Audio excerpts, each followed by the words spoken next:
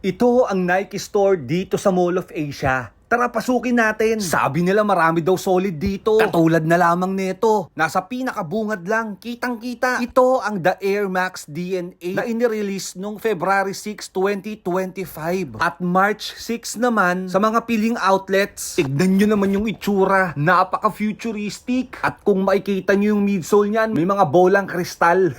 Pero syempre, binitawan ko muna dahil hindi ko mahanap yung presyo. Pero nung sinilip ko yung isang colorway niya, bang! 10,895 pesos ang isa. Grabe naman yan. Pero kung may extra budget ka, bakit hindi? Kahit ata maglakad ka ng 10 kilometro, ay komportable ka pa rin dito. Ito pa ang isang solid, ang Nike V2K Run. Lifestyle shoes, pwede rin pang running, pwedeng ipang-format kahit ano pa. Pero syempre, ang presyo, bang! 6,895 pesos. Yung mga gantong sapatos talaga trip ko eh. Pero ang kulang na lang sa akin, pambili.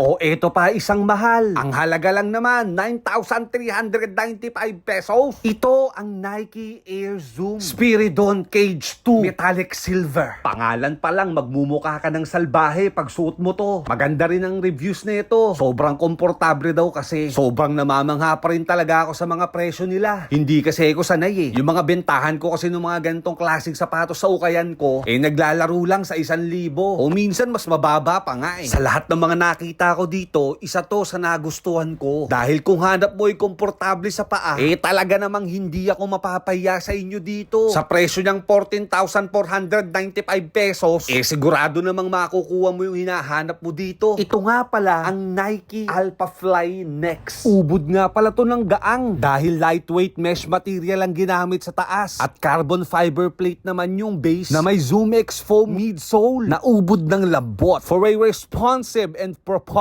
feel. Oh my goodness, it's so fucking English. Ito nga pala yung pambabae nila na super low cut. At syempre, may iba rin silang mga available na colorways. O diba, sobra bangis. Ito namang isa, ang Nike Metcon 1 OG Orange Blue Lagoon with the outstanding price of 8,395 pesos. Sobrang relax lang ng design. Pero kung maporma ka, mukhang hindi mo to matitripan, lalo na yung colorway. Ito namang isa, yung may apoy-apoy, ang Nike ZoomX Vaporfly 3. Walang nakalagay na presyo pero nung sinearch ko 12,000 daw to eh. Grabe sa mahal. Pero yung design pang malakasan. Ito namang isa, yung sikat na sikat, ang Nike Pegasus 41 Racer Blue. Napaka-relax lang ng design at ang ganda ng kanyang midsole. Ubod ng lambot. Ano kayang materialis yung ginamit nila dito? At ang presyo 7,395 pesos. At syempre, ito pa yung iba't ibang colorway na available nila. Pili na lang kayo kung ano yung mas bagay sa inyong mga panlasa. The Air Jordan 1 High Retro Black Toe Reimagine. Ubod ng haba yung pangalan pero kung mapapansin nyo sa gilid niya may nakalagay dyan. At ang nasusulat, My Very Best Michael Jordan. At ang presyo, 9,895 pesos. Ano pa nga ba? Talagang mahal yan. Jordan yan eh. Tignan nyo naman kung gaano ka-crispy yung itsura. Walang kakupas-kupas. Grabe ang solid naman nitong wall na to. Parang gusto ko rin magpalagay ng ganito sa kwarto ko ha. Tara silipin na nga natin kung anong nakalagay dito. Unahin na natin tong GT Cut Hassle 3 nila. Ang ganda ng colorway. Parang may pagka-yellow or. Flex pa natin ng konti para talagang maintindihan nyo kung gaano kaganda. Ang presyo niya, 10,295 pesos lang naman. Napakasalbahe naman kasi talaga ng itsura nito. Pero isa lang ang sigurado ko, hindi ako makakabili ng ganito.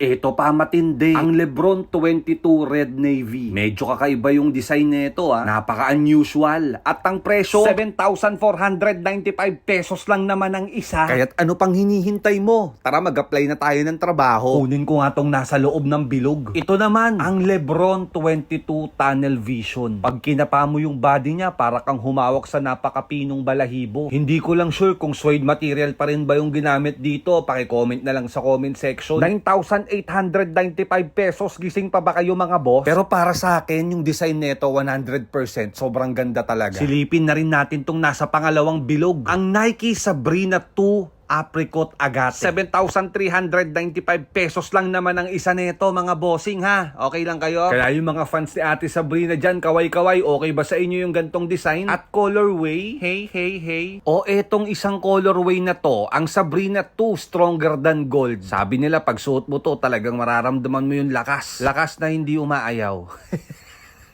Pero syempre, yung price niyan, same lang. O kung gusto mo naman ng makulay, eto sa paring KD. Ito ang KD 17 All-Star. Sobrang kulay niyan. Sa halagang 9,095 pesos, parang nasa paa mo na yung rainbow. At syempre, hindi magpapahuli ang Giannis Freak 6 Bold Berry. Hindi naman siya mukhang berry, pero ang presyo, 7,395 pesos. Grabe naman this. Pero yung pinaka nagustuhan ko talaga dito, yung ilalim niya, may nakasulat dyan na Freak. O di ba sobrang solid? Tapos parang may reflectorize yan sa gilid. Pag nasinagan ng araw or liwanag, nagkikinang-kinang ina. And that's all for today's video. Pero actually, marami pa kayong pwedeng makita dito. Nag-focus lang ako sa ibang mga sapatos na available. Pero lahat ata ng mga item ng Nike naandito. Kaya't ano pa nga bang hinihintay nyo? Subukan nyo na rin bumisita dito sa Nike Store, Mall of Asia. Sobrang laki niyan. Hanggang sa susunod nating video, paalam!